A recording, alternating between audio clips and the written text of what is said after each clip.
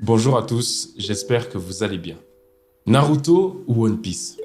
Eiichiro Oda ou Masashi Kishimoto? Ces deux grandes œuvres de la Japanimation sont souvent dans le duel pour savoir qui est le meilleur. Énormément de personnes de la communauté animé/manga comparent constamment ces deux œuvres, voire même ces deux auteurs. Cependant, énormément de personnes de la communauté oublient que Eiichiro Oda ou Masashi Kishimoto, ils sont potes en fait dans la vraie vie. Ils se sont énormément fait beaucoup de références dans leurs œuvres respectives et les deux se manifestent beaucoup de respect. Oui, c'est vrai qu'aujourd'hui ce serait vous mentir si je vous disais qu'il n'y a pas eu de rivalité entre les deux, mais ça a toujours été quelque chose de plutôt sain. L'histoire que je vais vous raconter aujourd'hui reste énormément méconnue des personnes qui vivent en Occident car l'un des deux mangaka n'a pas réussi à franchir les frontières du Japon. Cette histoire, c'est celle de Eiichi Fukui et Osamu Tezuka.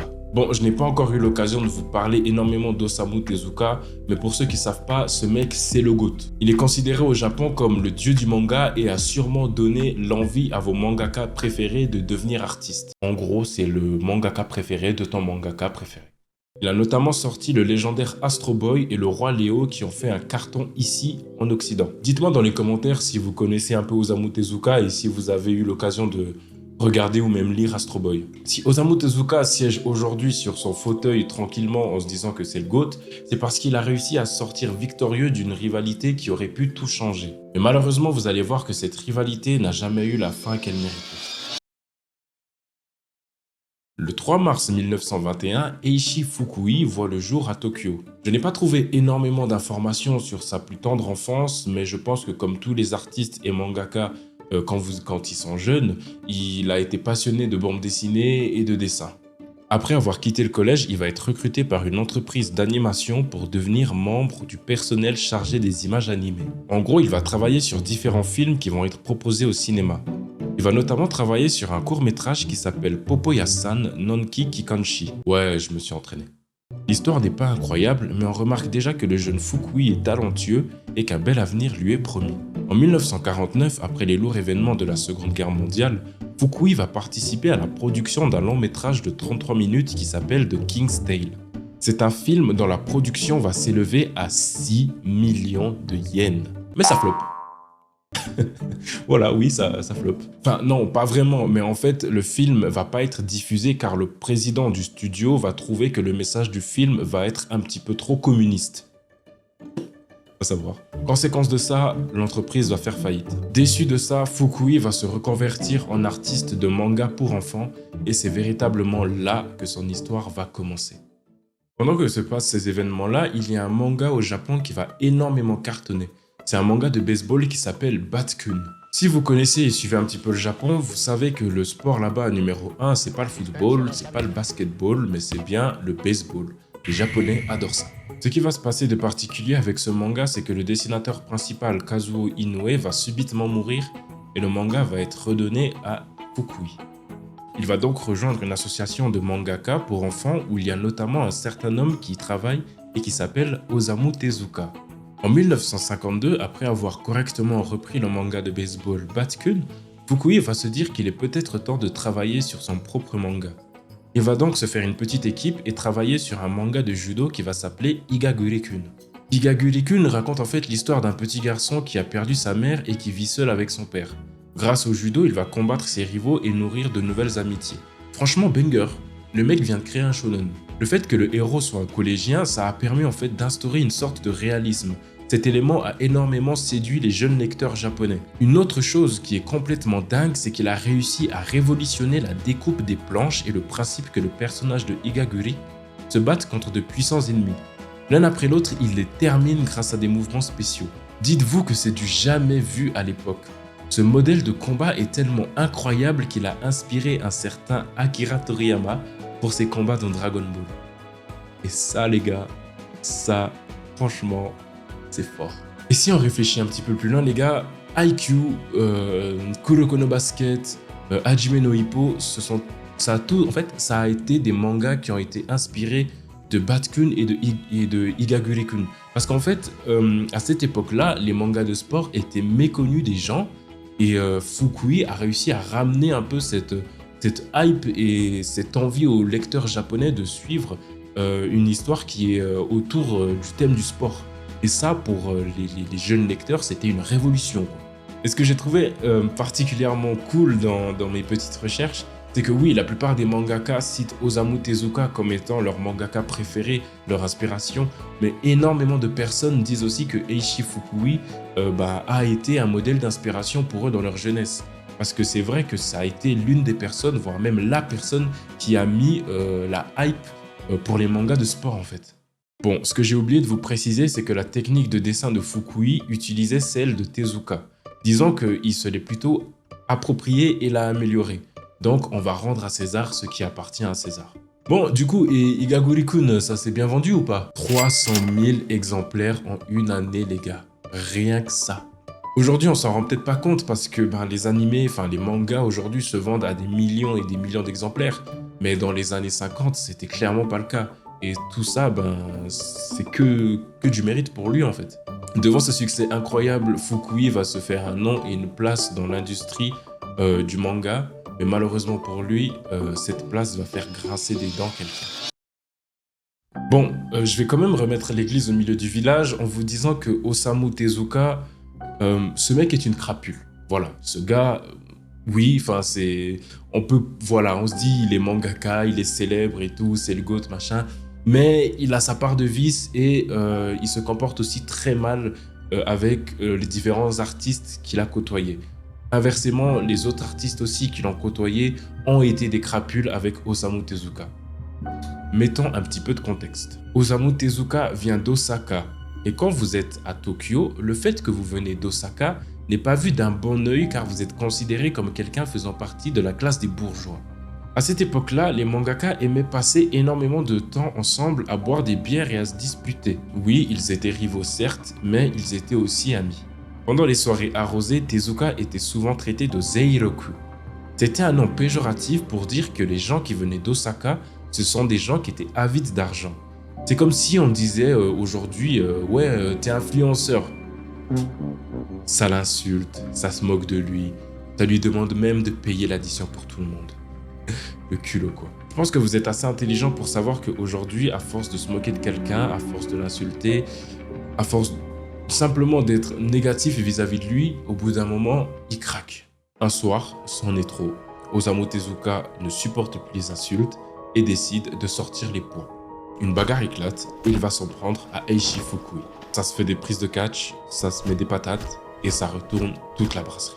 Pris par les émotions et par la bagarre, Fukui va dire ceci à Tezuka, je vous le cite. « Nous savons tous ici que tu ne fais pas des mangas pour les enfants, mais que tu les fais uniquement pour de l'argent.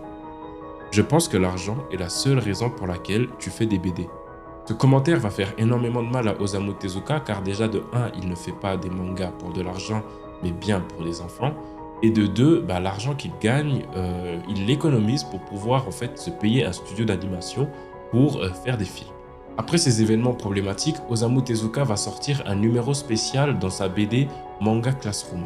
Manga Classroom était un manga créé par Tezuka qui offrait en fait la possibilité aux mangaka et aux lecteurs de son époque de pouvoir en fait suivre des petits tutoriels sur par exemple comment tenir un stylo, comment apprendre à dessiner, comment faire une bonne expression du visage, enfin bref, tous ces trucs-là. D'ailleurs, Tezuka s'est représenté lui-même comme porte-parole en se dessinant comme un professeur qui donnait des leçons. Tezuka était énormément respecté dans le monde du dessin et du manga, tellement respecté que beaucoup de dessinateurs n'hésitaient pas à lui donner quelques planches pour qu'il les juge. Est-ce que c'est de l'hypocrisie? Totalement. Comme je viens de le dire, parfois les dessins qui lui étaient soumis apparaissaient dans les pages de la série Manga Classroom, et Tezuka prenait du temps pour les juger et donner son avis aux yeux de tous les lecteurs. En vrai, sur le papier, ça a l'air d'être une bonne idée, non les gars? Non mais les gars, entre nous, cette idée est clairement mauvaise. Parce que oui, Tezuka peut louer ton travail et dire aux yeux de tous, oui, ce que t'as fait c'est super cool. Mais dans le cas contraire, il peut aussi te démonter devant tout le monde, devant tous les artistes, devant tous les lecteurs, et dire que ton travail, c'est nul quoi. Vous commencez à comprendre ce qui va se passer, où est-ce que je vais vous emmener? Un jour, dans un chapitre d'une de ses séries, il va ouvertement critiquer le travail et le style de Eiichi Fukui en disant aux enfants de ne surtout pas lire ce genre d'histoire car Fukui utilisait des techniques malhonnêtes pour rallonger ses histoires et ce qui lui permettait de gagner un petit peu plus d'argent car il vendait plus de pages de manga. Pour illustrer ses propos, il va même prendre une image du manga de Fukui, donc Igaguri-kun, comme mauvais exemple. Ah, c'est une dinguerie, wesh. En lisant ça, Fukui va péter un câble et va se rendre dans les bureaux de Tezuka. Il va choper son dessinateur et va le menacer de l'étrangler si Osamu Tezuka ne vient pas s'excuser. En voyant cette situation complètement folle, est-ce que Osamu Tezuka va s'excuser? Non. Il va dire, et je vous cite, « Ce n'est pas du tout à ton travail que je faisais référence, tout a été inventé. » Fukui comprend très vite qu'on se fout de lui et va encore plus péter un câble. Il va prendre Osamu Tezuka, il va lui mettre une patate et il va commencer à l'étrangler. Finalement, Tezuka va céder sous la menace et va avouer qu'il était extrêmement jaloux du succès et du dessin de Fukui. Il va dire qu'il était tellement jaloux que sa jalousie l'a poussé à calomnier contre le manga de Fukui, donc Igaguri-kun. Dans le numéro suivant, Tezuka s'excusera de son comportement envers Fukui et les tensions diminueront. En 1954, Fukui va arrêter les aventures de son héros judoka et va se consacrer sur une nouvelle aventure d'un art martial, le kendo. Il va travailler sur un manga qui s'appelle Akado Suzunosuke. Oui, là aussi, je me suis entraîné. Mais avant de continuer cette histoire, je dois vous parler de boîtes de conserve. Dans l'histoire des mangas qui se sont faits après la Seconde Guerre mondiale, il y a énormément un terme qui revient et qui se nomme le kanzume, qui signifie conserve ou conserver. Ce terme met l'accent sur le fait de réduire sous pression un objet dans un espace anormalement petit. La raison pour laquelle je vous explique ça, c'est que ce terme est énormément utilisé pour décrire les conditions de travail extrêmement stressantes pour les mangaka et les artistes de bande dessinée. En 1950, à Tokyo, quand Osamu Tezuka a commencé à dessiner des magazines ou des mangas, les pages comptaient à peu près 8 à 16 pages, donc vraiment, c'est pas beaucoup. Tezuka était quelqu'un de très célèbre, donc énormément d'éditeurs de livres le contactaient pour avoir des dessins. Inutile de vous dire que quand vous êtes éditeur de livres ou de dessins, avoir des dessins fournis par Osamu Tezuka directement, c'est un grand honneur. Tout comme Tezuka, énormément d'artistes et de mangaka ont été contactés par des éditeurs pour pouvoir en fait leur fournir énormément de dessins pour leurs livres, voire leurs bandes dessinées. Énormément d'éditeurs vont faire appel à des mangaka, ce qui va créer un rythme insoutenable et oppressant. Osamu Tezuka va être l'un des seuls qui va pouvoir réussir à tenir le rythme car il dessinait extrêmement vite et malgré la vitesse, ses dessins étaient d'une très grande qualité. En tant que grand rival de Tezuka, Fukui essayait de tenir les mêmes standards. Mais malheureusement pour lui, tout le monde n'est pas Osamu Tezuka. Si je vous arrête 2 secondes, on peut se dire qu'à ce moment-là, les éditeurs engagent un mangaka pour faire une 50aine de pages. Il aurait pu peut-être se dire que non, mais c'est peut-être bien si je split mon travail et que je le donne à plusieurs personnes. Non, ça risquerait déjà de soulager le mangaka qui dessine et de répartir le travail et de le recevoir plus vite. Non. Les éditeurs vont faire quelque chose de complètement inhumain, c'est qu'ils vont louer une chambre d'auberge et ils vont y séquestrer les mangaka pour qu'ils travaillent beaucoup plus. Les mangaka n'étaient pas autorisés à quitter la pièce tant que le travail n'était pas terminé. Pour être sûr que les mangaka travaillent bien, les éditeurs vont placer un rédacteur en chef dans la pièce pour les surveiller. Les mangaka n'avaient le droit de dormir que 10 à 15 minutes par jour. Ce principe en fait de conserve était un bon moyen d'obliger l'artiste, donc le mangaka, à faire le travail de plusieurs jours, mais en une seule journée et en une seule séance. Parce qu'en fait, ça l'obligeait à rester focus sur le même travail et de ne rien faire d'autre. Et généralement, ce qui se passe, c'est que quand vous êtes un artiste célèbre et populaire, c'est la même chose, vous passez d'une auberge à une autre. Donc, dès que vous finissez de travailler pour un éditeur, vous sortez et vous allez dans une autre auberge pour travailler pour un autre éditeur. Donc c'est vraiment quelque chose, c'est un rythme qui ne s'arrête jamais, quoi. Le 26 juin 1954, après avoir terminé le premier chapitre de son nouveau manga Akado Suzunosuke, Fukui va sortir de sa boîte de conserve et va aller se péter le bide en buvant énormément d'alcool. En rentrant chez lui le matin, il va remarquer que sa tête commence à lui faire énormément souffrir. Il va appeler le médecin et va se faire examiner. Le médecin va lui dire que son mal de tête est dû simplement au fait qu'il a énormément travaillé et qu'il a bu jusqu'au petit matin. Logique. Il va lui donner quelques médicaments et va repartir aussitôt. Quelques minutes après le départ du médecin, Fukui va s'effondrer et ne va plus jamais se relever. En 1982, 3 médecins japonais vont introduire le terme karoshi pour décrire la mort par excès de travail. Mais ces burn-out fatidiques existaient déjà bien avant ça. Eiichi Fukui est mort d'une angine de la poitrine causée par du surmenage au travail. Le 26 juin 1954, à 34 ans, l'un des mangaka les plus prometteurs de sa génération, Eiichi Fukui, en est victime. Énormément d'artistes et de mangaka disent que quelques jours avant sa mort, Eiichi Fukui avait un teint qui était pâle, qui était vert, il était vraiment pas beau à voir. Mais personne lui a dit d'aller voir un médecin. Quand il va apprendre la mort de son rival, Osamu Tezuka va lui rendre hommage en le dessinant avec une auréole sur la tête dans un de ses mangas. Il va aussi déclarer, et je vous cite, « Sa mort me plongeait dans la tristesse et en même temps mettait un terme à une rivalité de plus en plus écrasante qui pesait lourdement sur mon cœur. À vrai dire, je respirais enfin et je me sentais soulagé. » Et le manga de Kendo que Eiichi Fukui avait commencé, qu'est-ce qu'il va devenir? Ce manga va tellement marcher et exploser qu'il va être adapté en série TV sur laquelle Hayao Miyazaki, le futur créateur du studio Ghibli, va faire ses débuts. La mort d'un géant du manga va permettre à l'un des plus grands animateurs du 21e siècle de pouvoir éclore. Franchement, c'est beau. On connaît tous l'impact qu'a eu Osamu Tezuka aujourd'hui sur le monde de la Japanimation.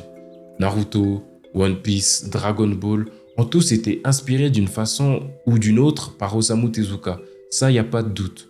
Mais je suis prêt à parier et j'en suis même sûr que cela aurait été différent si Eiichi Fukui n'était pas parti aussitôt. Voilà les amis, cette vidéo est terminée. J'espère qu'elle vous a plu. N'hésitez pas à mettre dans les commentaires ce que vous en avez pensé. C'était Roy San et je vous souhaite une bonne soirée.